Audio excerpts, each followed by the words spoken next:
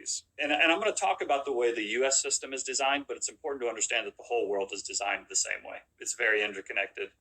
The people that designed the system, the people that run the system, they all went to the same schools. They all know each other.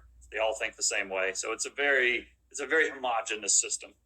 But essentially, what you have, especially since 1971, when they delinked the dollar from gold, is that you have base money, and that's the physical coins and currency that we walk around with our pockets, and then the reserves, the physical reserves that exist in the banks and at the Federal Reserve. That's the base money. All other money, all other monetary aggregates are loaned into existence. So money is loaned into existence. When you go to the bank and you take out a loan to go buy a new car, they don't go take a bunch of cash out of the vault and put it into your account. They extend you a loan. That loan is backed by the collateral. The collateral is the base money. So what happens is you now have this base money, but then you have all this other aggregate money loaned into existence on top of it. Now, if you think of this like musical chairs, as long the issue is that when you loan money into existence, there's typically an interest rate attached to it, right? So at the end of the year, everybody, all that money that was loaned into existence, knew that interest has to be paid.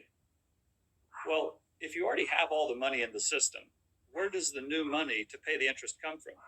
The only place the money can come from, there's two places. One, the existing stock of money can be circulating, such that $1, one unit of currency can satisfy several units of debt service.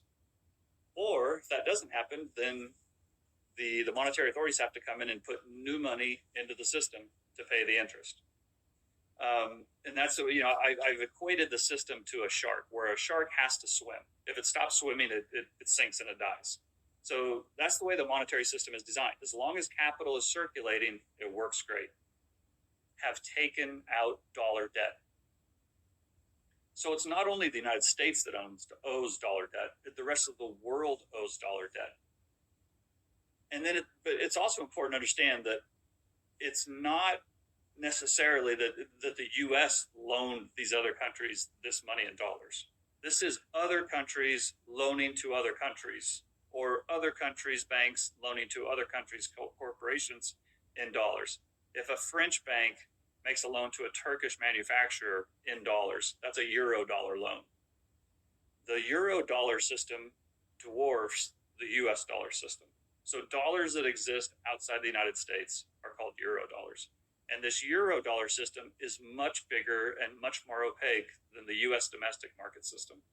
And so the rest of the world owes just as much, probably a lot more in U.S. dollar terms to each other than the U.S. owes. The